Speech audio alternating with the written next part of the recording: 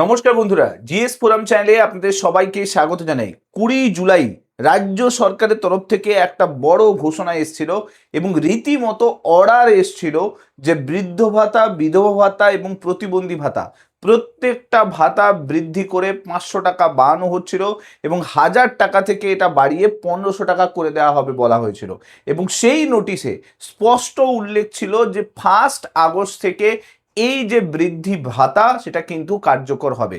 কিন্তু বাস্তবে আজকে 11ই আগস্ট, আজকে বৃদ্ধ ভাতা, বিধবা ভাতা এবং যেটা প্রতিবন্ধী ভাতা, প্রত্যেকটা ভাতার কিন্তু ব্যাংক অ্যাকাউন্টে টাকা ক্রেডিট হয়েছে এবং সেখানে দেখা গেছে মাত্র 1000 টাকা ক্রেডিট করা হয়েছে।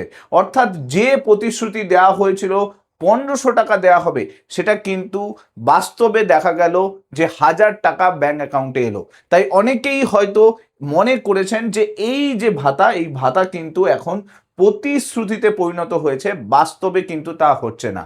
আমি আপনাদেরকে শুরুতে সেই নোটিশটা দেখাবো। 20 জুলাই যে নোটিশটা দেওয়া হয়েছিল সেই নোটিশটা দেখাবো। এখানে আপনারা দেখতেই পাচ্ছেন নোটিশ 20 জুলাই, যেখানে সরকারের তরফ থেকে একদম ক্লিয়ার অর্ডার ছিল যে এই সমস্ত যে মান্থলি ফিনান্সিয়াল অ্যাসিস্ট্যান্স সেটাকে বাড়িয়ে 1000 টাকা থেকে 1500 টাকা করে দেওয়া হচ্ছে। এবং আপনারা যদি একটু জুম করে দেখেন, তিনটে ক্ষেত্রে old age pension scheme, widow pension scheme এবং ডিসেবিলিটি পেনশন স্কিম সবগুলোই কিন্তু 1500 টাকা করে দেওয়া হচ্ছিল।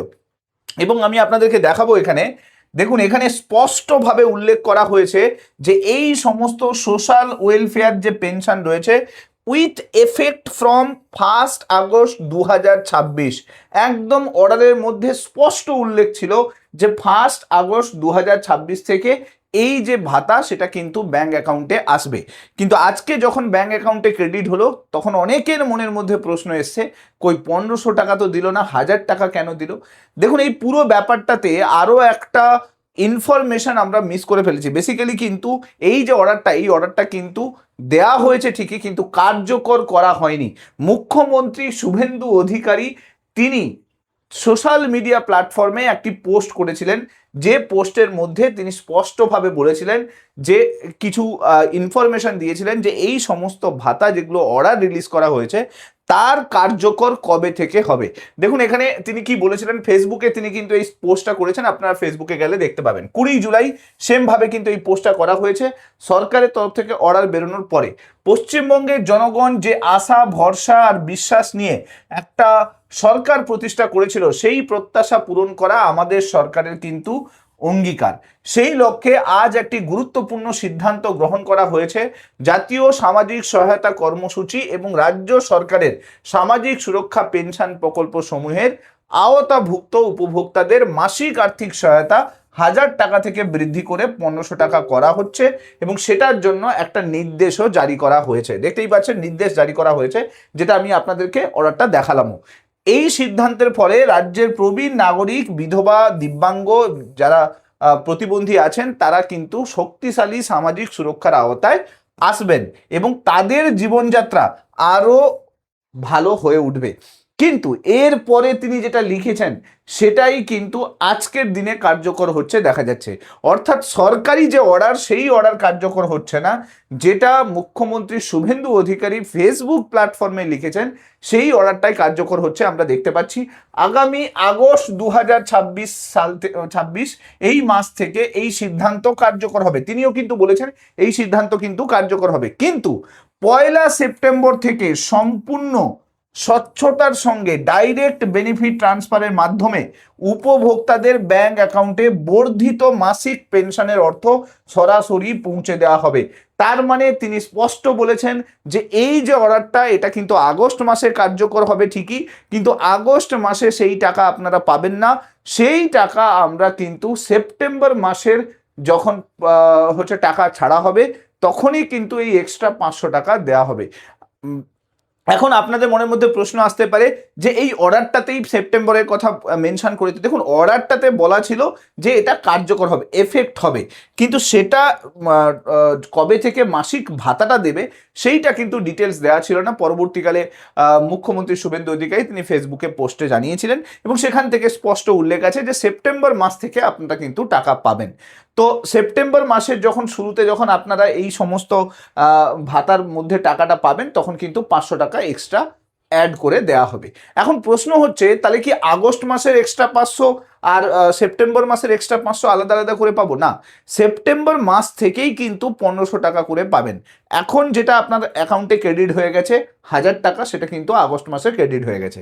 যাদেরই অ্যাপ্রুভ আছে তারা এখন ব্যাঙ্ক অ্যাকাউন্টে যদি চেক করেন তাহলে আপনি দেখতে পাবেন যে আগস্ট মাসের যেটা ডিটেল সেটা কিন্তু পেমেন্ট আন্ডার প্রসেস দেখাচ্ছে, অর্থাৎ 26-27 আগস্টের যে টাকা সেটা কিন্তু এখন পেমেন্ট আন্ডার প্রসেস দেখাচ্ছে এবং অনেকের ব্যাঙ্ক অ্যাকাউন্টে অলরেডি ক্রেডিট হয়ে গেছে।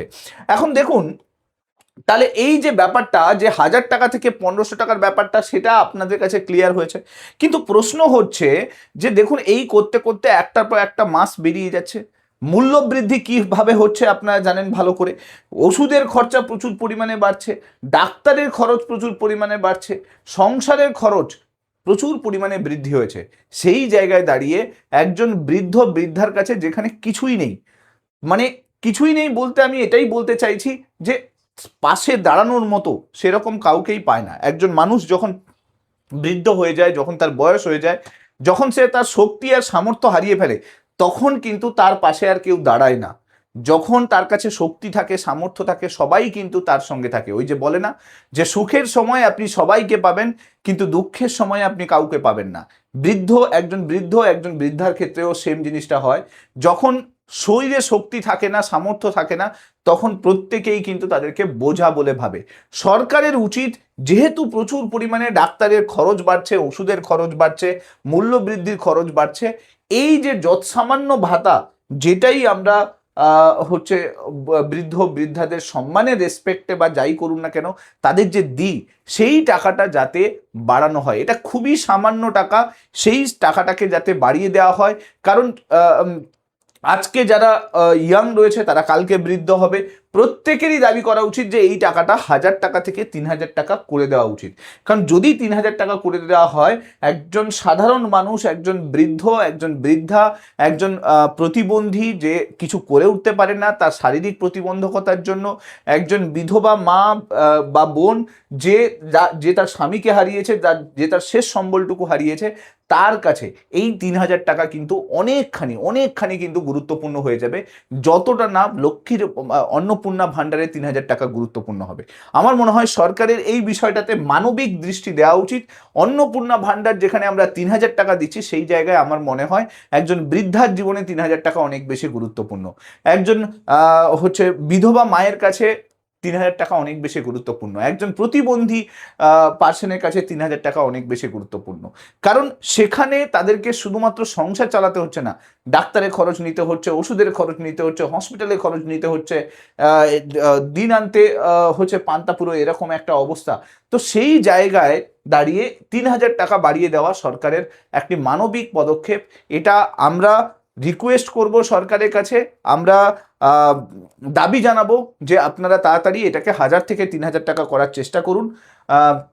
এখন দেখার বিষয় যে সেপ্টেম্বরে যখন টাকাটা ঢুকবে সেটা কতটা এই দুঃখটাকে লাঘব করতে পারে। কারণ এ মাসেও 1000 টাকা পেলেন, 1500 টাকা তো পেলেন না, তো কতটা সেপ্টেম্বর মাসে গিয়ে সেই 1500 টাকা যদি ব্যাঙ্ক অ্যাকাউন্টে ঢোকে কতটা দুঃখ লাঘব হয়। যা কিছু পরবর্তীকালে বৃদ্ধ ভাতা রিলেটেড বা প্রতিবন্ধী ভাতা রিলেটেড বা বিধবা ভাতা রিলেটেড আপডেট আসবে, আমি চেষ্টা করব ভিডিওর মাধ্যমে নিয়ে আসার জন্য, আপনাদেরকে জানানোর জন্য। সো অবশ্যই এই ভিডিওটাকে লাইক করে দেবেন, চ্যানেলটাতে নতুন হয়ে থাকলে সাবস্ক্রাইব করে নেবেন এবং অবশ্যই এই ভিডিওগুলোকে শেয়ার করতে ভুলবেন না। Thank you so much. Next ভিডিওতে আপনাদের সঙ্গে আবার দেখা হচ্ছে। Till then, bye by.